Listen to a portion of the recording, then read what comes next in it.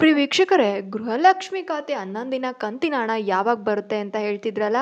ನೋಡಿ, ಈಗ ಮೇಡಮ್ ಅವರು ಹೇಳಿದ್ದಾರೆ. ಅಂದರೆ ಲಕ್ಷ್ಮೀ ಹೆಬ್ಬಾಳ್ಕರ್ ಮೇಡಮ್ ಅವರು 11ನೇ ಕಂತಿನ ಜೂನ್ ತಿಂಗಳ ಒಂದು ಹಣ ಈ ತಿಂಗಳಿಗೆ ಈ ಡೇಟ್ಗೆ ಬರುತ್ತೆ ಅಂತ ನಮಗೆ ಡೇಟ್ನ ಕೊಟ್ಟಿದ್ದಾರೆ ವೀಕ್ಷಕರೇ. ಅದನ್ನೆಲ್ಲದು ಕೂಡ ಹೇಳ್ತೀನಿ. ಅದಕ್ಕೂ ಮುಂಚೆ ನಮ್ಮ ಚಾನಲನ್ನು ಸಬ್ಸ್ಕ್ರೈಬ್ ಮಾಡಿ. ಈ ವಿಡಿಯೋ ಇಷ್ಟ ಆದರೆ ಒಂದು ಲೈಕ್ ಕೊಡಿ ವೀಕ್ಷಕರೇ, ತುಂಬ ದಿನಗಳ ನಂತರ ಜನರು ಎಲ್ಲರೂ ಕೂಡ ಗಾಬರಿ ಆಗಿದ್ರು. ಇಷ್ಟು ದಿನ ಆಗಿದ್ರೂ ಕೂಡ ನಮಗೆ ಗೃಹಲಕ್ಷ್ಮಿ ಹಣ ಬಂದಿಲ್ಲ, 2,000 ರೂಪಾಯಿ ಬಂದಿಲ್ವಲ್ಲ, ಹಾಗಾದರೆ ಈ ಒಂದು ಕಾಂಗ್ರೆಸ್ ಈ ಪಂಚ ಗ್ಯಾರಂಟಿಗಳನ್ನು ನಿಲ್ಲಿಸ್ಬಿಡುತ್ತೆ ಅಂತ ಹೇಳಿ ಎಲ್ಲರೂ ಕೂಡ ಕಮೆಂಟ್ನ ಮಾಡ್ತಾಯಿದ್ರು ವೀಕ್ಷಕರೇ. ಇಲ್ಲ, ಯಾಕೆಂದರೆ ನಿಮಗೆ ಈಗಲೇ ಕೂಡ ಗೊತ್ತಿದೆ, ಫ್ರೀ ಏನು ಗೃಹಜ್ಯೋತಿ ಕೂಡ ಬರ್ತಾ ಇದೆ, ಯುವ ನಿಧಿ ಬರ್ತಾ ಇದೆ. ಇನ್ನು ನಿನ್ನೆ ಮೊನ್ನೆ ತಾನೇ ನೀವು ನೋಡಿದ್ರೆ ಅನ್ನಭಾಗ್ಯದ ಒಂದು ಹಣ ಕೂಡ ಬಂದಿದೆ. ಹಾಗಾಗಿ ಯಾವುದೇ ಕಾರಣಕ್ಕೂ ಈ ಗೃಹಲಕ್ಷ್ಮಿಯ ಹಣವನ್ನು ನಿಲ್ಲಿಸೋದಿಲ್ಲ, ಈ ಗ್ಯಾರಂಟಿ ಯೋಜನೆಗಳನ್ನು ನಿಲ್ಲಿಸೋದಿಲ್ಲ.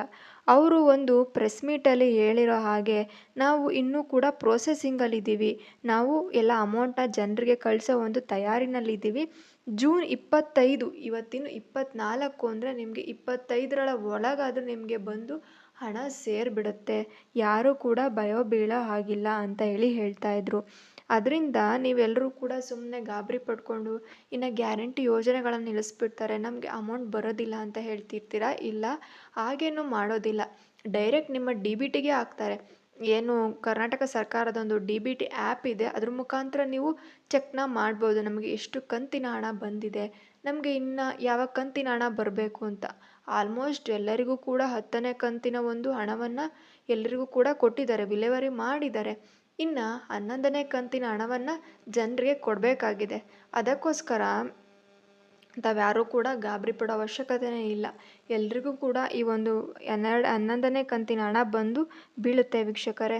ನೀವು ಸುಮ್ಮನೆ ಇಲ್ಲದ ಸಲ್ಲದಕ್ಕೆಲ್ಲ ಕಿವಿ ಕೊಟ್ಟು ಈಗ ಕಾಂಗ್ರೆಸ್ ಸರ್ಕಾರ ಬಂದಿಲ್ಲ, ಅದಕ್ಕೋಸ್ಕರ ಗ್ಯಾರಂಟಿ ಯೋಜನೆಗಳನ್ನು ನಿಲ್ಲಿಸ್ತಾರೆ ಅಂತ ಹೇಳ್ತಿರ್ತಾರೆ. ಇಲ್ಲ, ನೀವೆಲ್ಲರೂ ಕೂಡ ಈ ಒಂದು ಜೂನ್ 25, 26 ಎಂಡಿಂಗ್, ಜೂನ್ ತಿಂಗಳ ಎಂಡಿಂಗ್ವರೆಗೂ ನೀವು ಕಾಯಬೇಕಾಗುತ್ತೆ.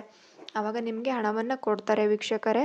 ಇದೇ ರೀತಿಯ ಒಂದು ಮಾಹಿತಿಗಾಗಿ ನಮ್ಮ ಚಾನಲನ್ನು ಸಬ್ಸ್ಕ್ರೈಬ್ ಮಾಡಿ. ಈ ವಿಡಿಯೋ ಇಷ್ಟ ಆದರೆ ಒಂದು ಲೈಕ್ ಕೊಡಿ ವೀಕ್ಷಕರೇ. ಥ್ಯಾಂಕ್ ಯು, ಧನ್ಯವಾದಗಳು.